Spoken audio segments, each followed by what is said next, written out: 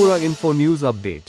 ADC নির্বাচনকে সামনে রেখে আগরতলার বিজেপি রাজ্য কার্যালয়ে গতকাল রাতে একটি গুরুত্বপূর্ণ বৈঠক অনুষ্ঠিত হয়।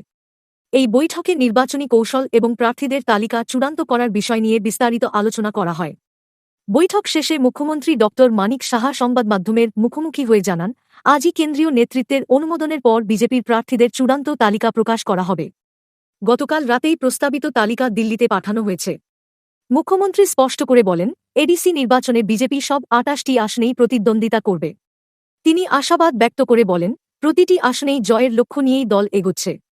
এছাড়াও তিনি জানিয়ে দেন, এই নির্বাচনে তিপ্রা মথা এর সঙ্গে কোনো আসন সমঝোতা বা জোট হবে না। সব মিলিয়ে এডিসি নির্বাচনে বিজেপি এককভাবে লড়াইয়ের জন্য প্রস্তুত, যা রাজনৈতিক মহলে বড় লড়াইয়ের ইঙ্গিত দিচ্ছে।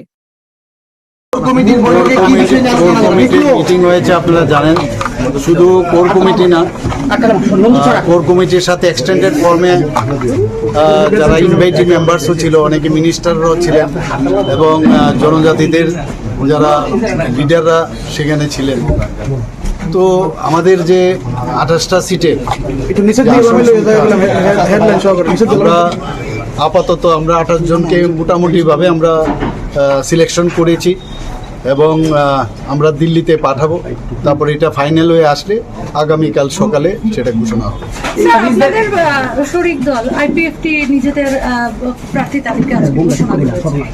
না, সেটা তো ঠিক আছে, ওনারা ঘোষণা করেছেন। তো এক্ষুনি আমাদের তরফ থেকে ওনাদের সাথে কথাবার্তা হচ্ছে, যোগাযোগ হচ্ছে যে ওনারা মানে যেভাবে ডিক্লেয়ার করেছেন, কেন ডিক্লেয়ার করলেন, আমাদের সাথে তো কথাবার্তা বলেনি। যাই হোক, এখনও আলোচনা চলছে, তারপরে আমরা ডিসিশন নেব। আমরা ২৮টার জন্য আমরা মোটামুটি আমরা সিলেকশন করেছি, ডিসিশন হয়েছে এবং সেটা দিল্লির সিলমোহর পেলে কালকে আগামীকাল সকালে সেটা ডিক্লেয়ার করা। স্যার, ত্রিপুরা মথার সঙ্গে মানে কেন আলোচনাটা মানে এগোলো না? মানে একটা দেখুন, আমি আগেও বারবার বলেছি, ত্রিপুরা মথা আমাদের, ওনারা তো আমাদের মিনিস্ট্রির মধ্যে আছেই নেই, অ্যালায়েন্স পার্টনারও এবং আইপিএফটিও অ্যালায়েন্স পার্টনার। এখন সবার এক্সপেকটেশন থাকে অনেক, তো সেই জায়গার মধ্যে আলোচনা হতেই পারে। এবং আমি বারবার যেটা আগে বলার চেষ্টা করেছি যে এডিসির মধ্যে আমরা কিন্তু অপোজিশনে আছি, কাজেই ওখানে তো আমরা তাদের সাথে অ্যালায়েন্স নেই। কাজে অপোজিশন হিসাবে আমরা আমাদের সেই দায়িত্ব আমরা পালন করছি এবং আমরা আমাদের মতো করে লিস্ট আমরা এই যে ২৮টা সিটের জন্য আমরা ডিসিশন নিয়েছি। তো সেই কারণেই আমাদের ডিসিশন হয়েছে, কথাবার্তা হয়েছে ওনাদের সাথে অনেক দিন ধরে। এখন যেহেতু আমার মনে হয় যে ফ্রেন্ডলি এবং এটা সুন্দর একটা মানে ঠিক আছে, তারা তাদের ক্যান্ডিডেট দেবে, আমরা আমাদের ক্যান্ডিডেট দেব। তো সেখানে একটা হেলদি ফাইট যদি হয় তা সেটা আমি আশা করি সেই ধরনের হওয়া উচিত।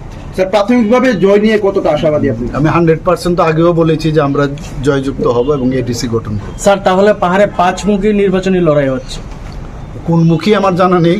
এখন কথা হচ্ছে যে আমরা তো ওয়ান ওয়ে, আমরা আমাদের মতো করে যাচ্ছি। এবারে যারা আসবে আসবে, নিশ্চয়ই গণতন্ত্রের সবারই অধিকার দাঁড়ানোর, কাজেই এই নিয়ে আমরা চিন্তিত নই একেবারে।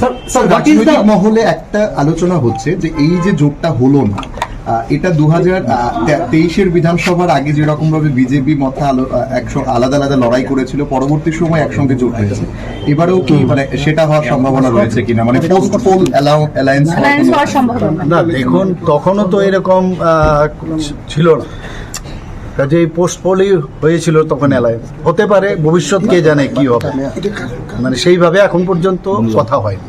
Sir, what has been the main hurdle in this alliance? Because talks were there at New Delhi also, we believe. Why you are running after these hurdles and all? Forget about that. In politics, everything is possible, and in that direction, we are moving on.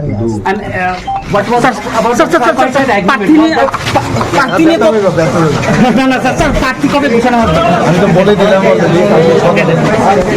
Subscribe to Tripura Info and press the bell icon so that you never miss any latest updates and news on Tripura.